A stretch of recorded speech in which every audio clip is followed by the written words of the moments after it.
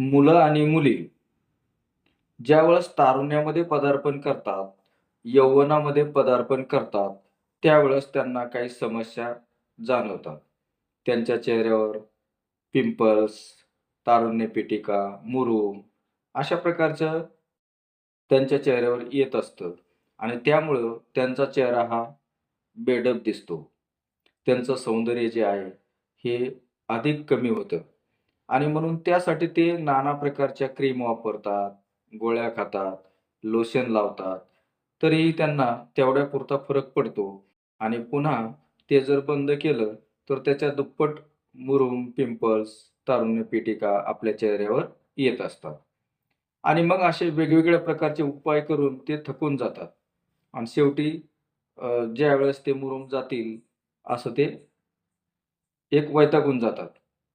मग आपल्या चेहऱ्यावरच्या कायमच्या निघून जावा आणि पुन्हा त्या आपल्याला येऊच नये, असं जर आपल्याला वाटत असेल, तर आज आपण एक असा नैसर्गिक उपाय पाहणार आहोत, ज्या उपायाने तुमच्या तारुण्य पिटिका, तुमचे मुरूम किंवा ज्या पुटकुळ्या झालेल्या आहेत तोंडावरती, त्या सर्व निघून जातील आणि पुन्हा येणार नाही. मुरूम झाल्यानंतर बरेच जण काय करतात, ते फोडतात पहा. फोडल्यानंतर त्या ठिकाणी त्याच्यातलं जे काही घाण आहे ती निघून जाते, परंतु त्या जागी खड्डे तयार होतात आणि खड्डे झाल्यानंतर 2 चमचे खोबरेल तेल घ्यायचंय आणि त्यामध्ये 1 चमचा लिंबू रस पिळायचा आहे आणि ते मिश्रण असं चांगलं मिक्स केल्यानंतर ज्या ठिकाणी आपल्याला तारुण्य पिटिका असतील त्या ठिकाणी ते लावायचे. अर्धा तास राहू द्यायचे. त्यानंतर अ, अर्ध्या तासानंतर त्याला स्वच्छ पाण्याने धुवून काढायचे. साबण वगैरे कोणती वापरायची नाही.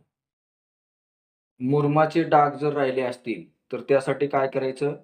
लिंबाच्या बिया घ्यायच्या, कुटायच्या आणि त्या कुटून त्याचा लेप त्या डागावरती लावायचा.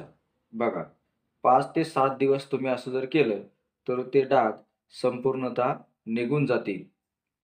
आणखीन त्यासाठी आपल्याला काय करता येईल? तर मसुराची डाळ, तिची साल काढून टाकायची आणि ती बारीक कुटायची. कुटल्यानंतर त्याचं जे काही पेस्ट तयार होईल किंवा जे चूर्ण तयार होईल, त्यामध्ये गाईचं दूध टाकायचं आणि एक पेस्ट तयार करायची. ती पेस्ट आपल्या चेहऱ्यावर लावून टाकायची आणि अर्धा तास तसंच राहू द्यायचं. अर्ध्या तासानंतर स्वच्छ आणि थंड पाण्याने त्याला धुवून काढायचं. दालचिनीचं चूर्ण दालचिनीचं चूर्ण करायचं आणि त्यामध्ये लिंबू रस पिळायचा आणि ते चेहऱ्यावर जर लावलं, एक अर्धा तास त्याला ठेवायचं आणि त्यानंतर स्वच्छ आणि थंड पाण्याने चेहरा धुवून काढायचा. हा उपाय देखील तुम्ही करून पाहू शकता. वाळलेले आवळे आणायचेत आणि त्याचे एक चूर्ण तयार करायचे बारीक आणि ते चूर्ण त्या चूर्णामध्ये पाणी टाकायचं आहे आणि ते जो काही लेप तयार होईल, तो लेप काय करायचा आहे संपूर्ण चेहऱ्याला लावायचा आहे. त्याला मात्र 1 तास चेहऱ्यावर तसंच राहू द्यायचं आहे. त्यानंतर थंड आणि स्वच्छ पाण्याने चेहरा धुवून काढायचा आहे. आणि ज्यांच्या चेहऱ्यावर जास्त तारुण्य पिटिका असतात, त्यांनी भरपूर पाणी पिलं पाहिजे. चांगला सकस आहार घेतला पाहिजे. अ, आपण काही उपाय पाहिलेले आहेत. त्यापैकी कोणताही एकच उपाय तुम्हाला करून पाहायचा आहे. सर्व उपाय करण्याची गरज नाही. त्यापैकी एक उपाय करा, जो तुम्हाला सहज करता येईल. सहज तुमच्याकडं सगळं मटेरियल उपलब्ध असेल, असा उपाय कोणताही तुम्ही एक करा आणि आपला चेहरा सुंदर, स्वच्छ, कोमल आणि सतेज बनवा. जर उपाय आवडले असतील, तर आरोग्य वार्ता मराठी या चॅनलला सबस्क्राईब करा, व्हिडिओला लाईक करा, शेअर करा. पुन्हा भेटूया अशाच नवीन माहितीबरोबर. तोपर्यंत नमस्कार.